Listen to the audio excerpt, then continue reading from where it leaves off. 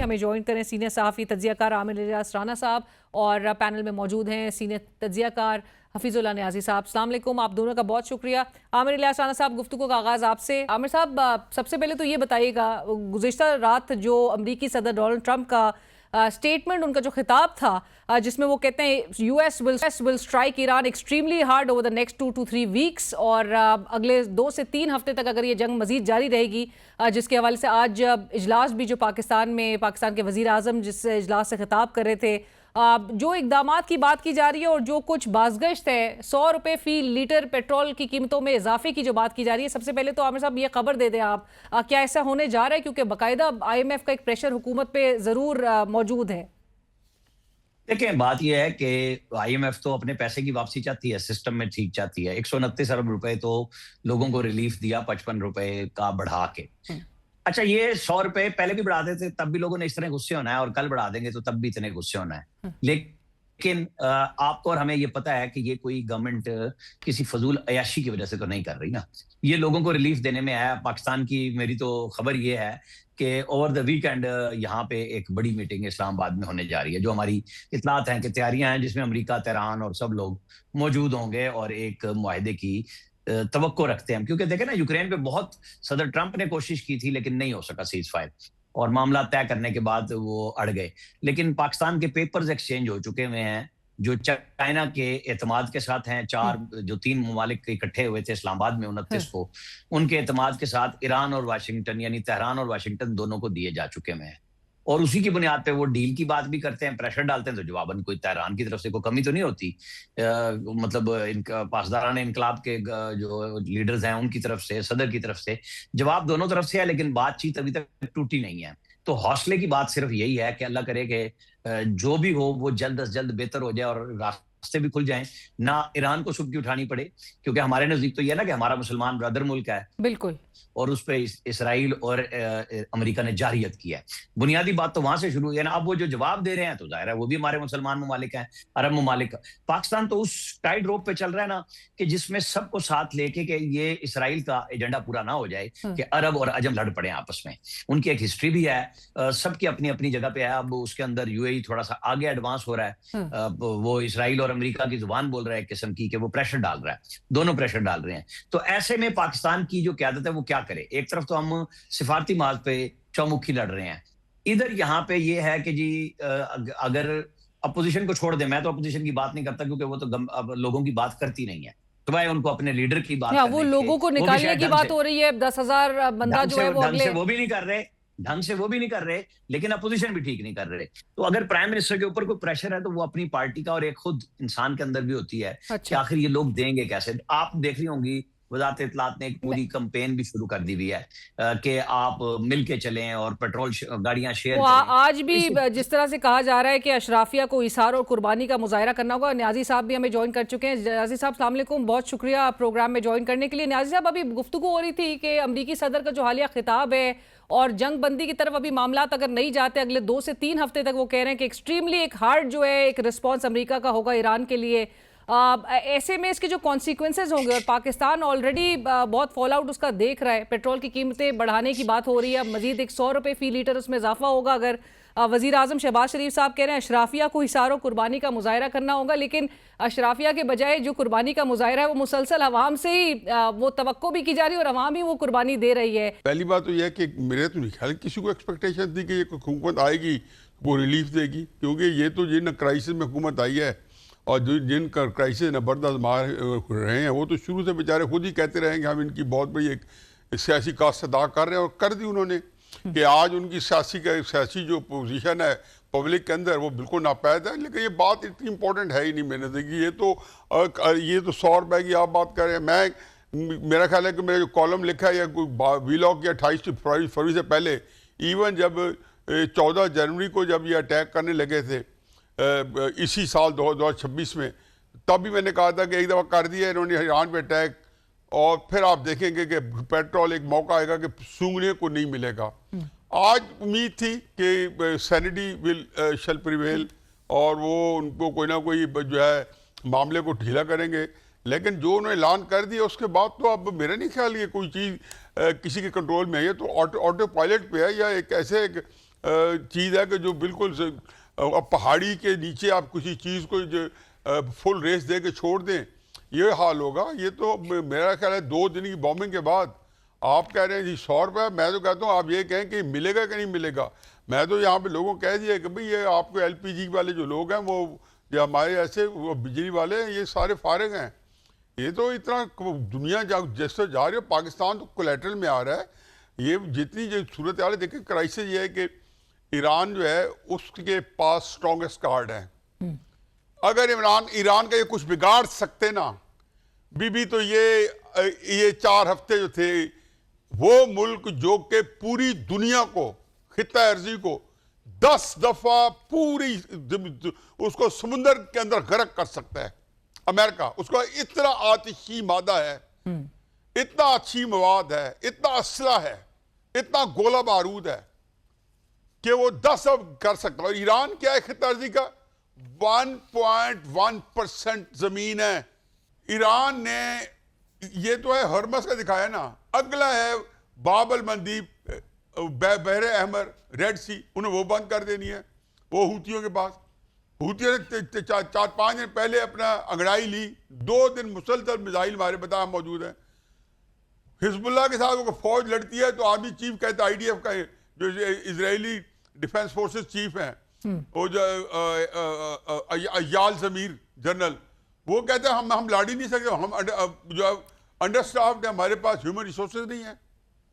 वो अंदर अजीबो खबरियों पहले जो बदले कि ये तो एक ढोंग था, इसराइल का तो एक ढोंग था कि ये फौज है उधर आयरन डोम है। तो मेरा अपना ख्याल है कि जी ट्रंप ने भी जिंदगी की सबसे बड़ी गलती की है, क्योंकि अहमक आदमी है और उसे पता ही नहीं है कि जब ये फंस गया था तो 2 मार्च को उसको रियलाइज कर लेना चाहिए था कि इससे निकलने का तरीका निकाले। अब उनको एग्जिट स्ट्रेटजी कलर जो फैम चाहिए तो वो खत्म है जी, फारिग है जी, फारिग है। अब उनको आमिर इलियास राना साहब साथ डबोना चाहता है।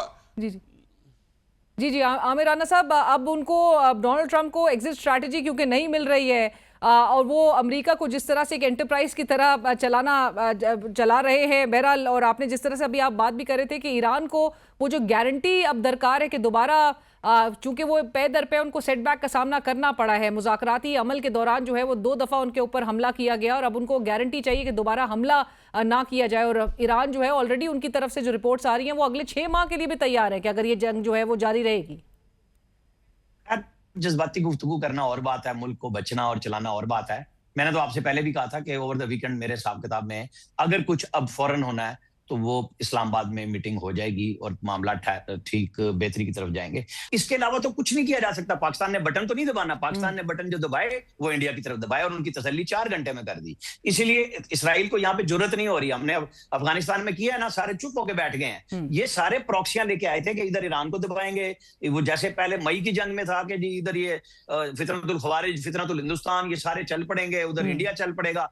ये तो बैठ के वही थी कि हम तो जिम खाने में बैठ के नाश्ता करेंगे। लाहौर में जो 65 की जंग में कहानी थी, ये तो अब भी ईरान और पाकिस्तान के खिलाफ साजिश तो वही मौजूद है आज भी, जो इसराइल कर रहा है, जो इंडिया कर रहा है, और उसमें अफगानिस्तान मुकम्मल तौर पे मौजूद है। दुरुस्त।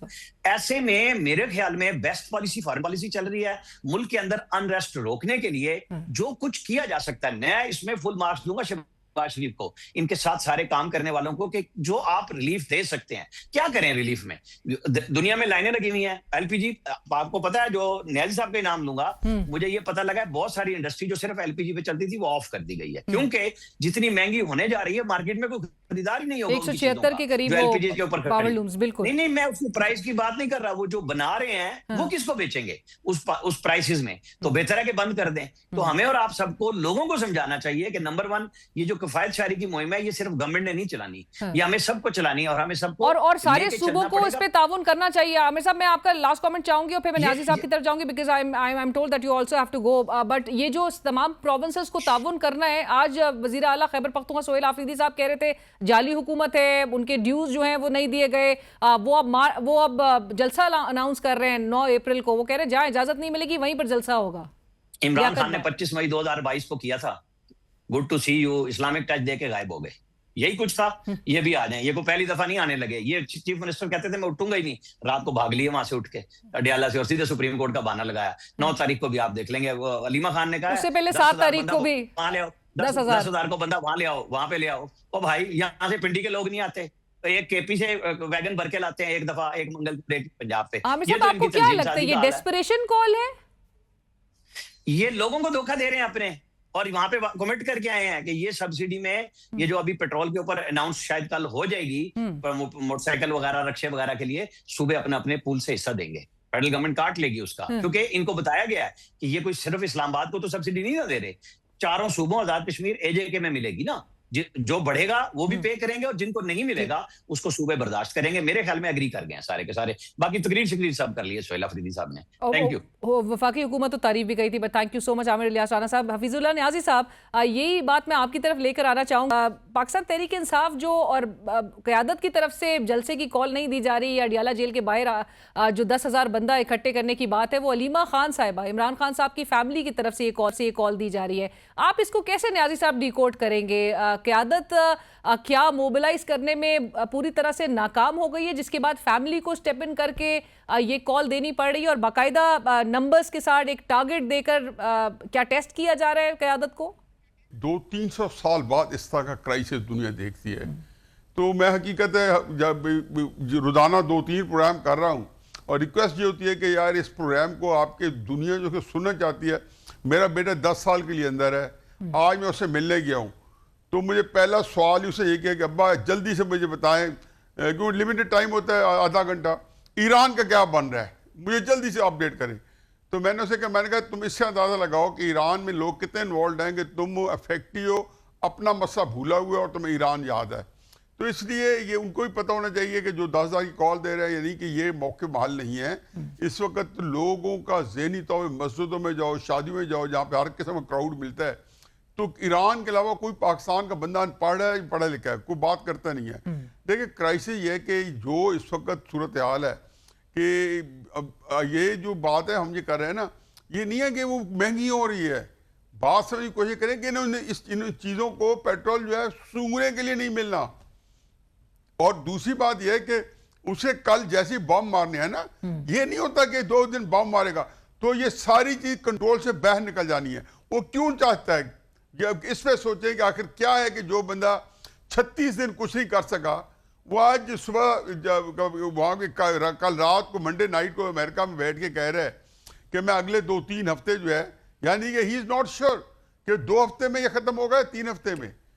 अब उसका दिल तो कह रहा होगा कि 2 हफ्ते में।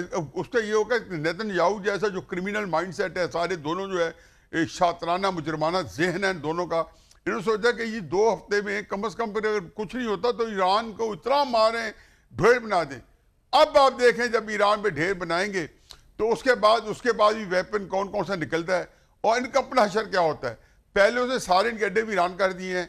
ये छोटी बात है कि आपके 13 अड्डे, वो अड्डे जो अमेरिका ने 800 अड्डों का जाल बिछाया था। दुनिया में आज तक किसी मुल्क ने नहीं किया कि पूरी दुनिया के अंदर 800 उनके जो फौजी अड्डे हैं वो आज बोझ हैं, क्योंकि हर अड्डे की है। मिडिल ईस्ट में आप देखा सारे अड्डे लेके भाग गए। आज की जो खबर है कि जहां पायलट्स और आबादियों में शिफ्ट कर दिया उन्होंने, दोहा के अंदर भी, बहरीन के अंदर भी, रियाद में चले गए, दुबई के अंदर आबादियों के अंदर लोग इनके चले गए अमेरिकन।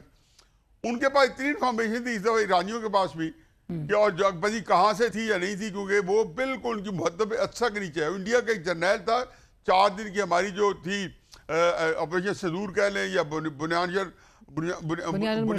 मरसूस कह लें, तो उसको क्या बता लें, उसके अंदर भी उसने कहा, जनरल राजी पता नहीं क्या नाम भूल रहा हूँ मैं, लेफ्टिनेंट जनरल जो कि उनका ऑपरेशन का था, डीजी ऑपरेशन था, उसने कहा जी हम जब पूरे सारे हमारे सब कुछ हमारे साथ उनकी मुहद्दब पे असर उनके मैग्नीफाइंग ग्लास के नीचे आ गए आधे घंटे के बाद ही, तो हम कैसे लड़ सकते थे? एग्जैक्टली यही हुआ है। जिस पैटर्न के ऊपर इंडिया को फेंटा पड़ा है उसी पैटर्न के ऊपर इस वक्त ईरान जो है उस सुपर को पावर को मार रहा है, जो कि तारीख में इससे बड़ी ताकत जो है वजूद में नहीं आई थी। मुस्तकबिल में आ जाए मुझे नहीं पता, उस सुपर पावर को फेंटा दे रहा है। और वो हैरान है कि यार हम इसे सुलह करना चाहते हैं और सुलह नहीं करना चाहते। मैं अगर ईरान की जगह हूं, मैं बार बार कह दूं, पिछले 2-3 हफ्तों से कह रहा था, मेरे पास अगर ये कार्ड हो, मेरे हाथ में ये पत्ते हों, जो कि इसमें ईरान का है कि हुर्मस का, बाबल मंदीब का, मैं तो कभी सुलह ना करूं। ईरान कोई बंदूकी लड़ाई लड़ा है? ईरान पहले दिन से मईशत की लड़ाई लड़ा है, उसे मईशत को कंट्रोल किया। ये कितनी स्ट्रेटजी थी कि लोग समझ रहे थे कि भाई यार अब हमारे जैसे जज्बाती यार 2-4 बम मारे इसराइल को, 2-4 और मारे, उसे वहां नहीं किया कि कोई मौका नहीं दिया। मैयट जितना उन्होंने किया उतना नाप तोल के शारी निजाम के ऊपर जाके वो जवाब दे दिया। बिल्कुल। लेकिन मईशत जो है वो उसकी कंट्रोल कर रहा है। आज वो चाहे मतलब जैसे अब 2 दिन बॉम्बिंग होगी तो पेट्रोल प्रति 200 पे चला जाए, मिले नहीं।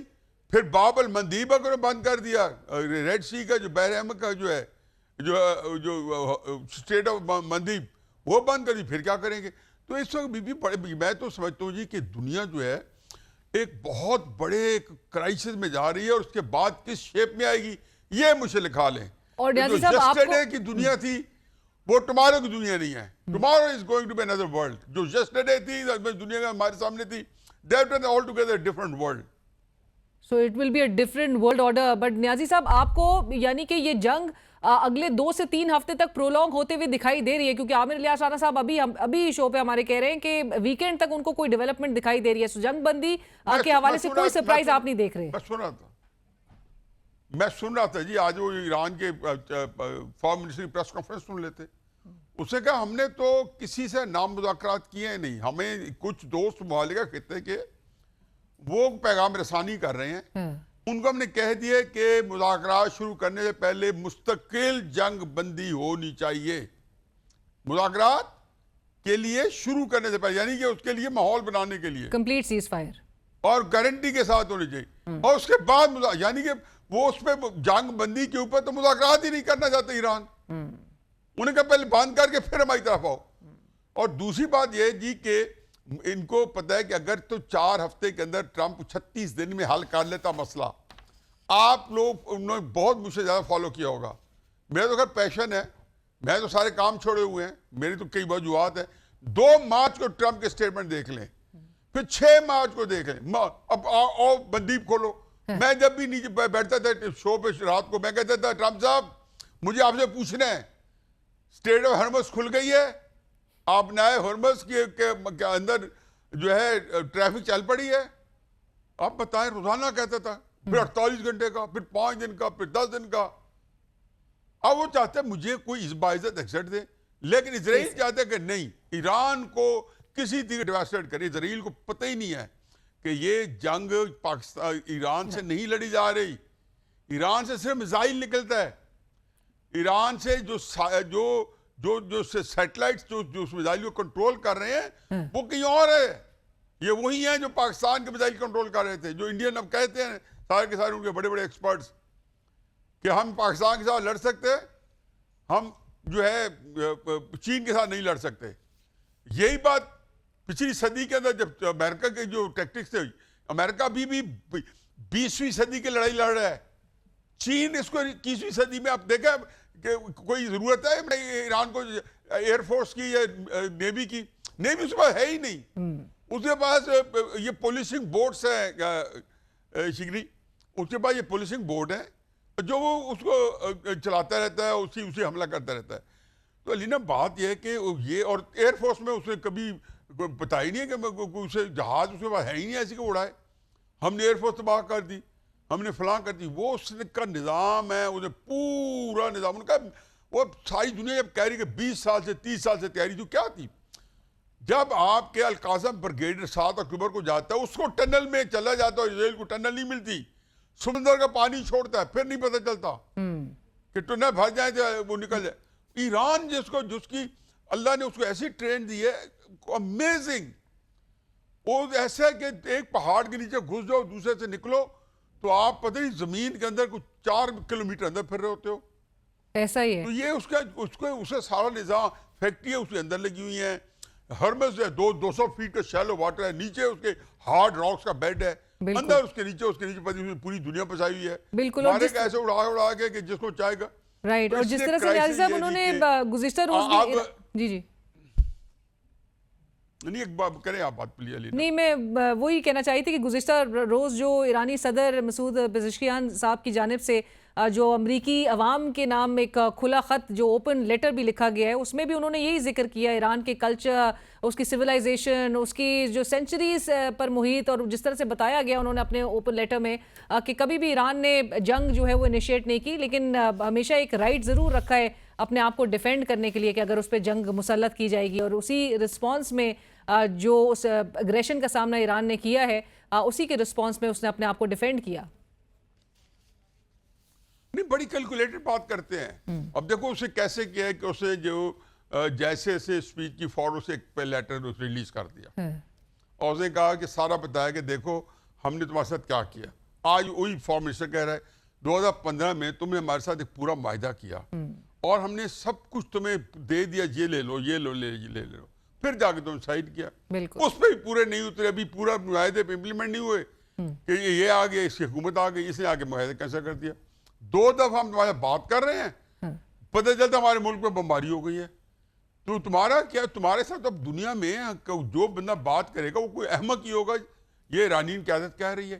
फिर अमेरिकी कौम को कहा, मैं खुद देखो अब ठीक है एक अरसा पहले गुजरा है, लेकिन मुझे बड़ी हैरत होती है कि मैं जिस अमेरिका में पढ़ के आया हूँ, जहाँ मैं जिंदगी गुजार के आया हूँ, वो लोग वहाँ पे ऐसे करेक्टर जो है वो तो सांस ही नहीं ले सकते, और ये बंदा हुकूमत कर रहा है इस तरह के झूठे। मैं उसके आप यकीन जानो कि जिन बंदों को तजर्बा है आज से 40-45 साल पहले अमेरिका का, मैं तो खैर अभी तक काफ़ी अरसा जाता रहा हूँ, 5-10-15 साल पहले तक, यकीन जानो कि मैं हैरान होता हूँ कि इसके पास ऐसे करेक्टर गुंजाइश नहीं। मतलब वो मुल्क इतना रोटन हो गया है पिछले 20 सालों के अंदर कि ट्रम्प जैसे बंदे जो है वो बिल्कुल फील एट होम कर रहे हैं, झूठ बोल रहे हैं, सारी दुनिया वहां के प्रोफेसर हैं, दानिश्वर हैं, एक एक बंदा करे। और चौथे 5वें दिन अमेरिका के अंदर कॉन्सेंसस था कि बंदा जंग हार गया है।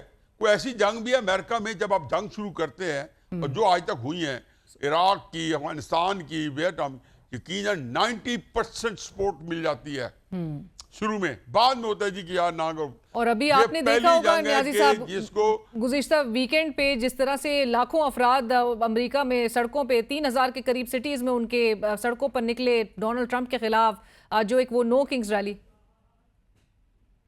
80 लाख बंदा निकल आया और फिर पूरी दुनिया में निकल आया। बिल्कुल। मैं हकीकत बताऊं अलीना, जब मैं था ना, आप ये इसराइल नाम ले ही नहीं सकते थे। आपको आफिया सदीकी की तरह 86 साल जेल में डाल देते, राइट, जो है वो एंटी सेमेटिक होने के ऊपर। अब वो है मुल्क जहां पे इनको वो गाली पड़ी है सड़कों के ऊपर ज़ायनिस्ट को, और जो इनके खिलाफ हो रही है। पहले जब शुरू में निकले थे जुलूस गजा के ऊपर, आपको पता है कि बेचारों को यूनिवर्सिटियों से निकाल दिया था बच्चों को जी, और अरेस्ट कर लिया था, और वो किर्क को जो है कत्ल कर दिया था। ये भी कोई बात है 7-8 महीने 9 महीने पहले की बात है। अब बताएं ये जो नवंबर के अंदर इलेक्शन आ रहा है, मैं यही कहने वाली थी, इसके अंदर आप देखेंगे कि एंटी इजराइल लिखे, इसको पहली दफा इजराइल के खिलाफ लोग जीतेंगे। ये कभी सोचा था आपने? मुझे अनवर सादात का एक फिक्रा याद आता है, जो ये इंडियन कहते हैं तो आप अमेरिका या वो भी कहेंगे कि हम इजराइल के साथ वो लड़ सकते थे 73 की वॉर के बाद, लेकिन अमेरिका के साथ नहीं लड़ सकते। जाहिर उस वक्त असलूब जंग के फर्क थे। 20वीं सदी के अमेरिका उसमें चैंपियन था उन असलूब में, वो बड़ी बहुत माइट थी, और उसके बाद बड़े फैट बॉय, लिटिल बॉय, क्या एटम बम्बू के नाम देखो रखे हुए थे उन्हें ऐसे। तो कह रहे मेरा ख्याल है कि इस वक्त हम बड़े अनफॉर्चुनेट दौर में आए हैं। आप जैसे जो यंगस्टर्स हैं उनको मुझे तरस आता है कि किस दुनिया में आप लोग जो है बड़े हो रहे हो और देख रहे हो, क्योंकि ये कोई ऐसी क्योटिक दुनिया है कि मुझे तो खुदा ना खासा बढ़ जाए। मतलब ये अब सामने नजर आती है तो बंदे को खाना ना शुरू करते हैं। सो अनफॉर्चुनेट टाइम्स है, आपने जिस तरह से कहा अनफॉर्चुनेट दौर से गुजर रहे हैं नियाजी साहब, और उम्मीद और दुआ ये की जाती है कि हालात बेहतरी की तरफ जाएं, जंगबंदी की तरफ आमीन। सूरत हाल ज़रूर जाए और आमीन। पाकिस्तान ऐसे में बड़ा एक भरपूर किरदार अदा कर रहा है, इस दुनिया भर में एक अमन के क़याम के हवाले से एडवोकेसी कर रहा है और ना सिर्फ वो बल्कि एक अहम किरदार अदा कर रहा है। Thank you so much Niazi साहब, वक्त की कमी है, बहुत शुक्रिया आपने प्रोग्राम के लिए वक्त निकाला। Thank you joining us sir. Senior तज्जियाकार हफीजुल्लाह न्याजी साहब इस वक्त हमसे गुफ्तगू कर रहे थे और हफीजुल्लाह न्याजी साहब ने जिस तरह से कहा कि हालात अब जिस जानिब बढ़ रहे हैं, इसमें पेट्रोल की कीमतें ना सिर्फ उसमें इजाफा बल्कि पेट्रोल की किल्लत का भी जो है वो शदीद हद तक सामना करना पड़ सकता है। और आज जो उन्होंने रिले किया और जो अपना एक एग्जाम्पल दिया कि वो अपने साहबजादे से मुलाकात के लिए जेल गए थे, जो 3 साल से जेल में कैद हैं, लेकिन उनका जो फोकस था साहबजादे ने ईरान से मुताल्लिक के ईरान के हवाले से वो जानने और सूरत हाल किधर खड़ी है उस पर उन्होंने ज़रूर उनसे सवाल किया। इसी बात के इसी नोट पे जो है वो हम ब्रेक पे जाएंगे कि इस वक्त इस मुल्क में भी इंतशार नहीं, इंस्टेबिलिटी नहीं, सबको यूनिफाई होने की ज़रूरत है, सबको यकजा होने की ज़रूरत है कि जहाँ पर अगले हफ्ते की कॉल भी दी जा रही है सड़कों पर निकलने की। और इसी के साथ ही इजाज़त दीजिए, अल्लाह हाफ़िज़।